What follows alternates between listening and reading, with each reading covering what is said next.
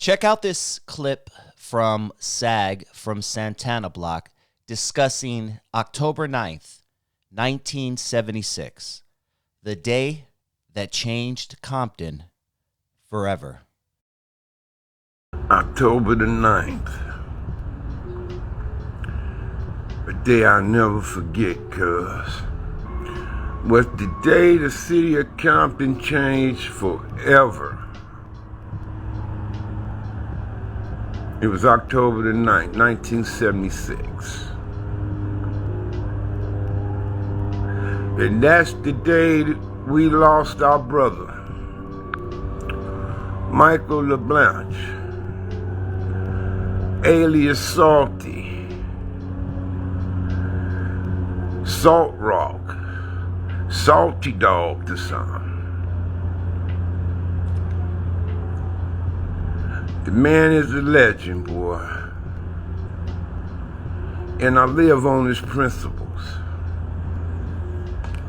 I tattoo do or die over my heart in honor of Salty. A lot of the homies was putting an S on them for Salty.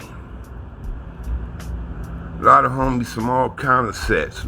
Not only just over there in his area, 165, and what you know is 165 and Nutty Block now. But guys from all over, Lantanas and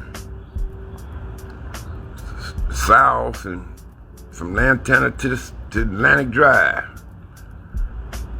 Put the brand S on them in honor of Salty, but I put do or die over my heart. But the day Salty was killed, man, was the day Compton stayed forever dangerous. But yeah, I'll never forget that day, man, and it changed my life as well.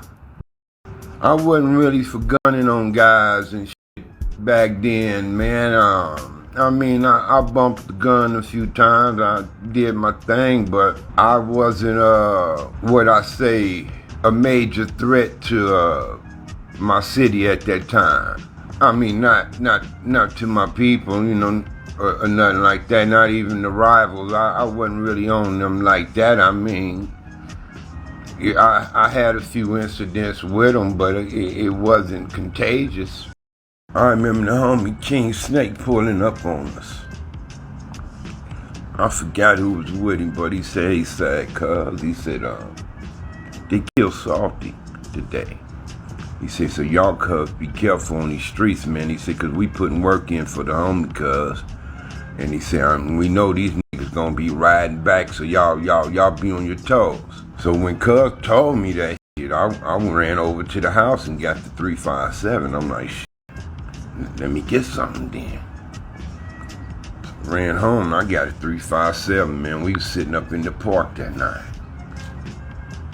And sure enough, cuz Snake and them, they rolled off and shit, man, and we can hear gunshots. We like, God damn, cuz niggas getting off. You know, cause Compton is a small city, man, and if you shoot over there in Am's Lane and Ludus Park area, we can hear it. Depending on the guns you shoot. They over there shooting, whack, whack, whack, whack, and we like, damn, cuz they getting it in. So it was the meeting held, and they say, cuz if you Compton Crip, you got to put it in for Salty, cuz. And that's what niggas start doing, cuz. Let me interrupt real quick to ask you guys to hit that like button if you haven't already. And if this is your first time joining the channel and you like what you hear, please hit that subscribe button. And if you want more of this type of content, please comment down below. I appreciate it. Now back to CRlP SAG talking about October 9th, 1976, the day that changed Compton forever. Say, fuck it, we ain't gonna fight no more, cuz. They want to kill the homie like that. They say they want to kill the homie like that, cuz we ain't gonna be fighting with these niggas no more, cuz it's about Salty's revenge, cuz. And after Salty was killed, cuz Tam got killed. Bartender got killed. So I started to get killed in October 76. I went to jail 7 months later. And I'm in the youth authority, so they sent me to Nellis, cuz. October the 9th, I end up going up to the hole, jumping on arrival in regards to Salty. And so they sent me to YTS in 78 around summertime, before my birthday. I remember that. And while I was in YTS in 1978, around September, could have been around the 20-something of September, cuz they come pounding on my cell about 2 or 3 in the morning, with the light shining in. You know, they tell you face the window, back up to the door. They crack the window, the door a little bit, and tell you to stick one arm out, and then they handcuff me and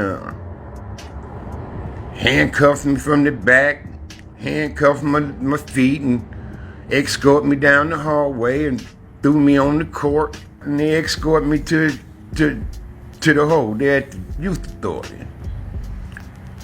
So they toss me in there and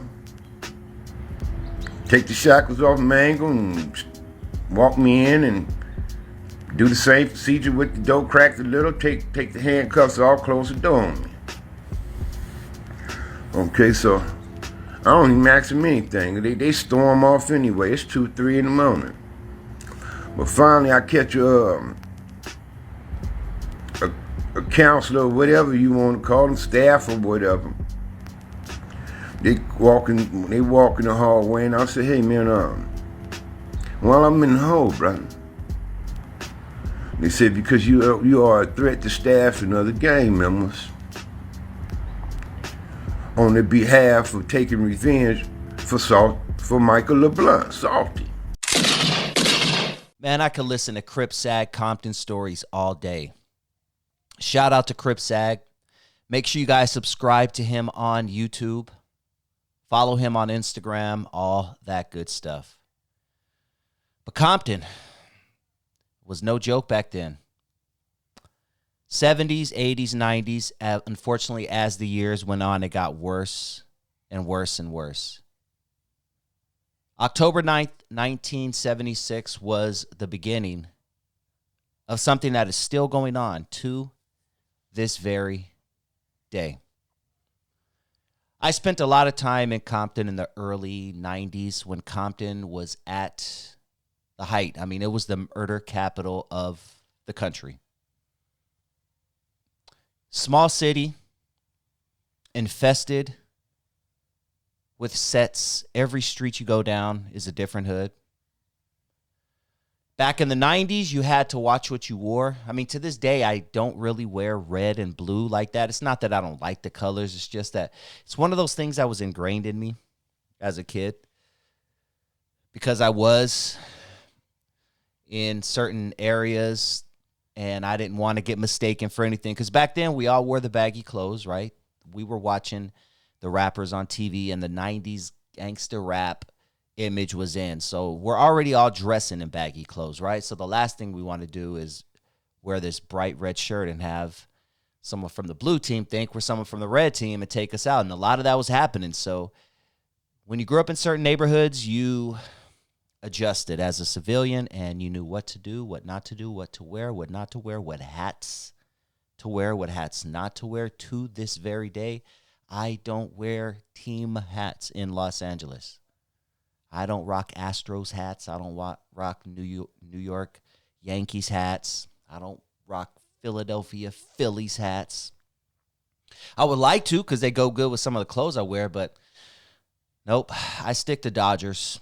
Straight up Dodgers. That's pretty much what I stick to. Because growing up, once again, in certain areas, living in certain areas, visiting certain areas all the time as a kid, you learn quick what to wear and what not to wear. But Compton in the 70s must have been an interesting place. 76. SAG was saying that after that, man, he took his 357. I mean, he probably felt naked without it. That was that was probably his go-to when he left the house, because I guess back then that's when people just started packing and it started picking up. And even SAG mentioned that a few more people passed. Tam, bartender.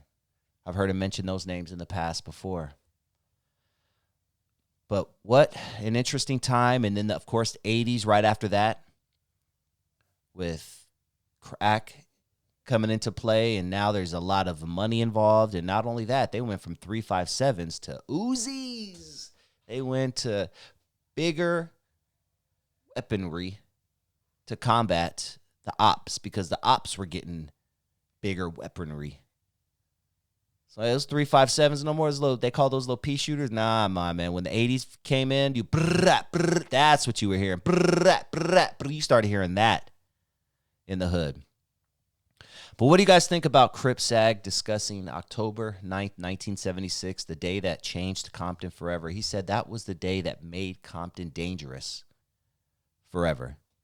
I would love to know your thoughts. Make sure you please subscribe to CRlP SAG on YouTube, and make sure you hit that like button if you have not already. And if this is your first time joining the channel and you like what you hear, please hit that subscribe button. And if you enjoyed this video, you just might appreciate this bonus clip I'm about to play for you right now. Ladies and gentlemen, on the line, I have J-Dog. What's up, man? Man, what's going on with you, Dusty? It's long overdue, champ. It is long overdue, man. Appreciate you, man. How's 2023 treating you so far, dude? Man, you know what? 2023, no complaints, man. It's been a good, productive year so far. About a month ago, I was up here in this blizzard. You know, I'm up here in these mountains now, man. And yeah, I was caught in this blizzard, so that was hectic. That was quite an experience. Yeah, that's a whole change of pace, man, because you grew up in LA, but you just bought some property out in the mountains, and we just had that crazy storm, man. What was that like, dude? Dude, something I would have never imagined I would have been involved in. Cause a kid coming from Compton, dog, to living out here in the mountains, I'm in Running Springs, and dude, we got here with 8, 9, 10 feet of snow. Yeah, I'm talking about 12 days straight. I'm standing in my front yard. My head is above the roof. Damn. Shoveling my way out the front door. Outside 5, 6, 7 hours a day. Shoveling snow just to maintain so I won't be buried in. It was crazy, bro. Dang. Long, far cry from Compton, man. Speaking of Compton, man, I want to know a little bit about your life. So let's take it all the way back. Let's go ahead and rewind. I want to know about a young Jay coming up. First of all, you grew up in Compton. Tell everybody, you know, kind of what area in Compton you grew up in. Well, a few areas, man. My mom and my dad, before they divorced, our first house was on McDivitt over there in Santana Block. And we had that house up until I was maybe around, I would say 6. And then we moved from there to Mayo, right across the street from Roosevelt Junior High over there in Southside. That was our second home. My mom and my pops together. And then once they divorced, my pops relocated to Rialto, and my mom and my siblings, I'm the oldest of 4, by my mom and my dad. We were relocated to Seattle. We went out there with some cousins of ours, and we was out there for maybe about 6 months before we came back to Compton. When we came back to Compton, I was over there on Lime Street, over there off like Rosecrans and Atlantic, the east side of Compton. And that's where I was at from the 5th grade, pretty much on up until I relocated back out here to Rialto.